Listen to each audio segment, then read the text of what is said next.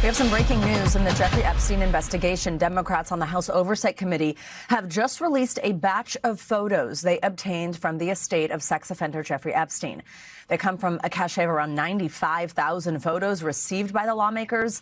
These images show Epstein with several powerful people. It includes President Trump, former President Bill Clinton, former U.S. Treasury Secretary Larry Summers, and Director Woody Allen.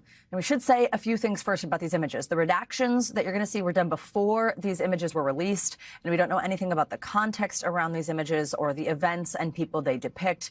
There aren't any indications that these photos are directly tied or show criminal activity. NBC News has reached out to the individuals involved for a response. But for more on this breaking story, let's bring in NBC News Chief Capitol Hill correspondent Ryan Nobles. He joins us from Washington, D.C., and has been covering this for the last few minutes, really just since these came out. Ryan, good morning. Give us a sense of what these images allegedly show and some of these people involved, like I mentioned. Yeah, Savannah, this new batch of photos is part of a massive release of material from the Epstein estate to the House Oversight Committee. Right now, they've only released 19 photos. They all come from a batch of, as you mentioned, some 95,000 documents that the committee obtained just last night. Now, none of these photos necessarily demonstrate or indicate specific criminal activity, but they do show more evidence of the relationship the convicted sex offender had with many powerful men. Among the photos in this release, a picture of President Donald Trump with Epstein and an unidentified woman. There are several photos of Trump that were in Epstein's possession, one featuring Trump with a group of women whose identity the committee protected. But it's not just Trump. Former President Bill Clinton is featured in a photo that he signed with Epstein and his partner Ghislaine Maxwell and another unidentified couple. There are pictures that feature billionaire Bill Gates, including one of him with Prince Andrew, another of Gates in front of a plane with a pilot. Also in this release, photo of Trump loyalist Steve Bannon, who's photographed in a mere selfie with Epstein, and director Woody Allen, who in one of the photos is with Epstein on what appears to be a movie set. Now, as you mentioned, Savannah, we're reaching out to all the men featured in this release for comment. In the past, President Trump has insisted that he knew nothing of Epstein's crimes and said that he kicked him out of his Mar-a-Lago club. Former President Clinton has also said that he was not aware of Epstein's criminal conduct and has said in the past that he wished he'd never met the disgraced financier.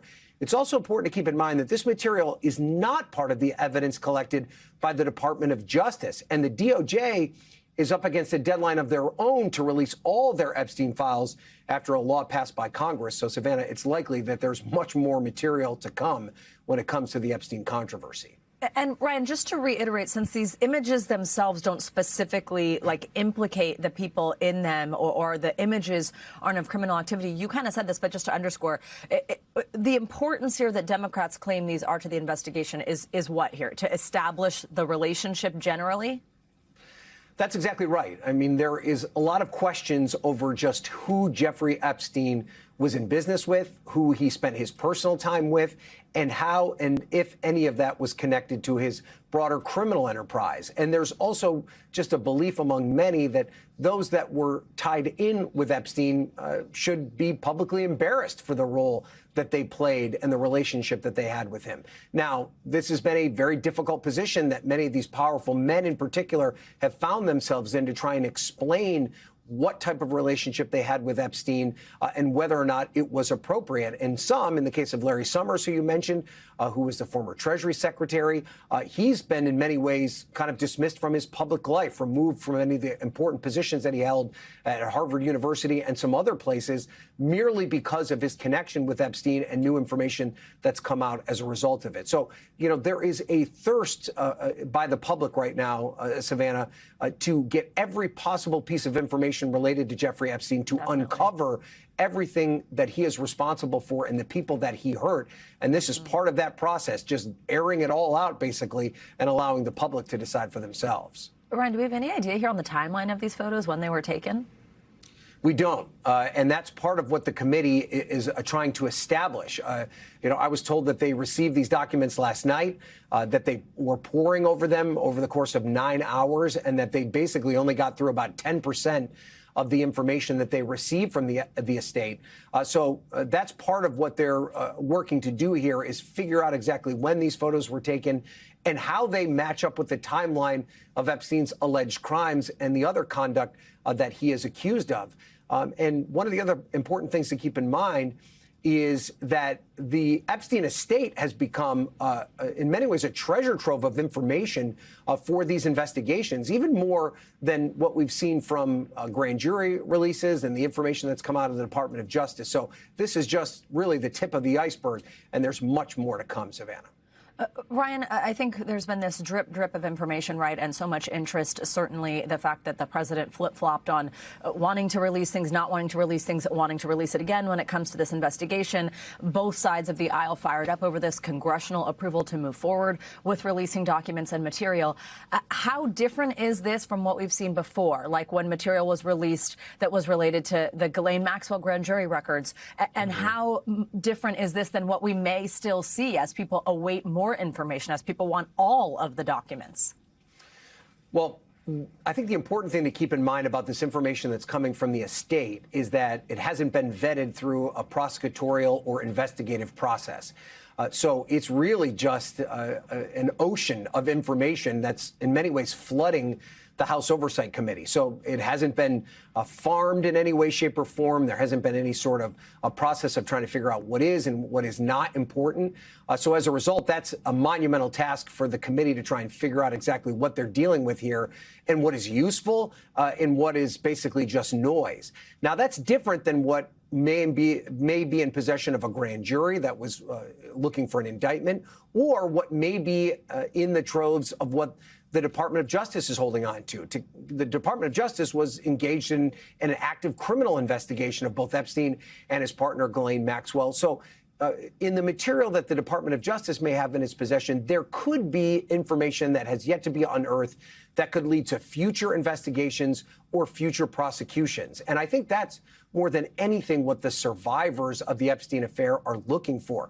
They want accountability, not just for Epstein himself, who, of course, took his own life, and for his partner, Ghislaine Maxwell, but for the wider web of people that were involved in what many describe as a sex trafficking operation, and that there were, hundreds, maybe thousands of young women that were taken advantage of as a result of this process. And so this information, as it continues to come in, there is certainly the possibility that this new information that the estate is handing over to the committee could unearth something that could then open the door to further prosecutions. But what many people are just asking for, Savannah, that are committed to finding out everything about the Epstein affair is transparency. They no longer want this information hidden behind closed doors.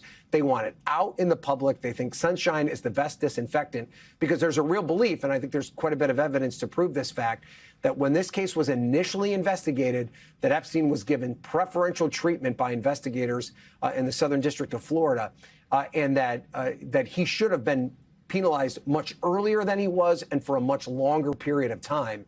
And so there are many that believe that he was not the sole operator in this controversy, and that other people need to be held to account for their misdeeds as well.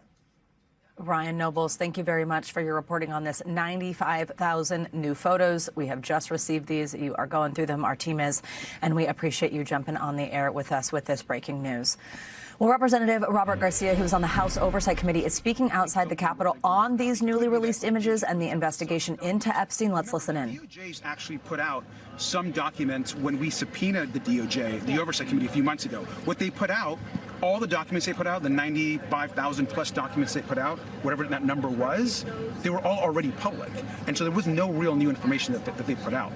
What people should know is that we've only reviewed for about a fourth of the 95,000 pictures that we received late last night. We will continue to put more of these photos out in the days and weeks ahead. You touched on this, Congressman, but to put a finer point on it, do you have faith that the Department of Justice will comply with this law and release those files in just a week from now? I think that we have to look back at what's happened up to this point.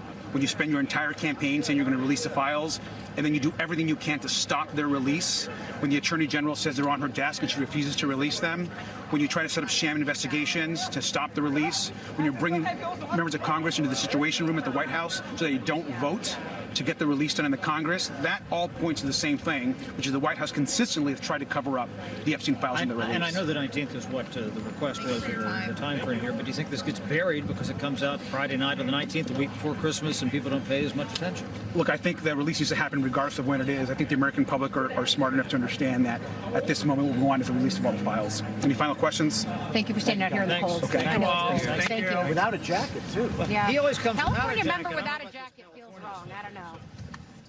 You have just been listening to this sort of impromptu press conference happening right there on the steps of the Capitol as we've just received 95,000 new images from the estate of Jeffrey Epstein. We have our Capitol Hill correspondent Ryan Nobles standing by with us.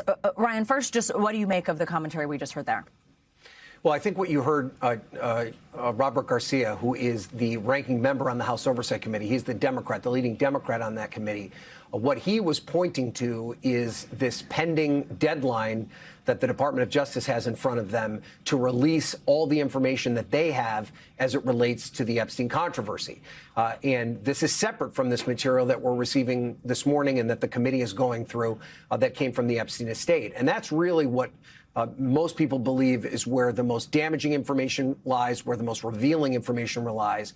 And what Garcia was saying there is that the Department of Justice better comply, that this is a law that was passed overwhelmingly by the Congress in both the House and the Senate and signed into law by President Trump. I think there was only one member of Congress who voted no to release that information. And so they are responsible and compelled to release this information next week. And, you know, there were questions about whether or not the release would come maybe in the dead of the night leading into the Christmas holiday. And he kind of pushed those aside and said that it doesn't matter when the information comes out. It just needs to come out. But there are real concerns among both Republicans and Democrats in Congress that the Department of Justice is going to try and find a way to not be fully compliant with this law. You know, there are some provisions in the law that allows them to hold back information that perhaps could release the identities of some of the victims that were a part of this, that could be a part of an ongoing investigation and some other things. And so I think that there's a real concern that the Department of Justice might put its thumb on the scale in terms of what they release, because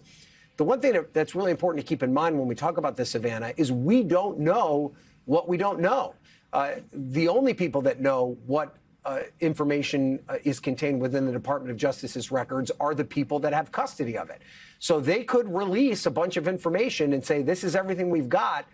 And I think there is some concern among particularly Democrats on Capitol Hill, but even some Republicans, that we might not get everything because of this process and because of some of the loopholes that exist within this. So this was Garcia making it clear that he was not just going to accept a partial release of this information, that he was going to hold them to their deadline. And so that information and when it's released next week is going to be a key stage of this ongoing release of information, Savannah.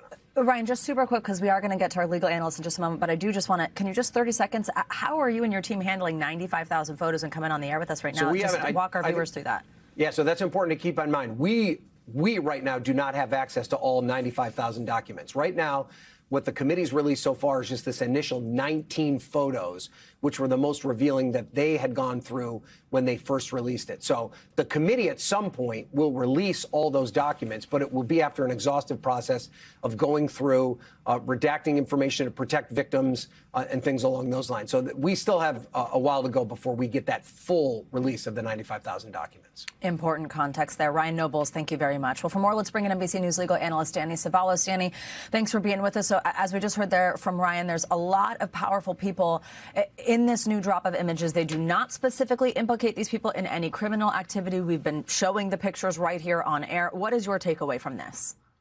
Well, there are two different baskets here. I mean, if you want to talk about to the extent this has any criminal probative value, I would put it at a zero because, and again, I'm a criminal defense attorney, so take it with a grain of salt. But I mean, this is information that in a way has long been known. Now, a lot of these names have been connected to Epstein for a long time. And merely being a friend of a criminal does not make you a co-conspirator. Merely being in business with a criminal does not make you a co-conspirator of that criminal. Now, in the other basket, does this have the appearance of impropriety? Not quite to the extent of criminality, but impropriety, sure. But again, I have to say these pictures in many ways are just confirmation of much of what we already knew, which is that many of these people, Bill Clinton, Woody Allen, maybe Steve Bannon, were already rumored to know Jeffrey Epstein and rumored to maybe even be friendly with him. And that, of course, includes Donald Trump. So to the extent this has any criminal probative value, I put it at very, very low, especially because these undated photos, folks look a little younger. We might be implicating statutes of limitations, which may have long passed, as to any criminality that may be being explored. But certainly in terms of political consequences, in terms of social consequences, yes, these pictures have those. But I can't stress enough, merely knowing Jeffrey Epstein, merely doing business with him, merely being in pictures with him does not a criminal make. Danny Savalos, as always, giving us more important context there. We appreciate your help this morning, Danny. Thank you very much.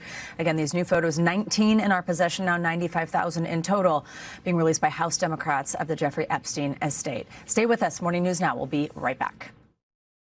We thank you for watching. And remember, stay updated on breaking news and top stories on the NBC News app or watch live on our YouTube channel.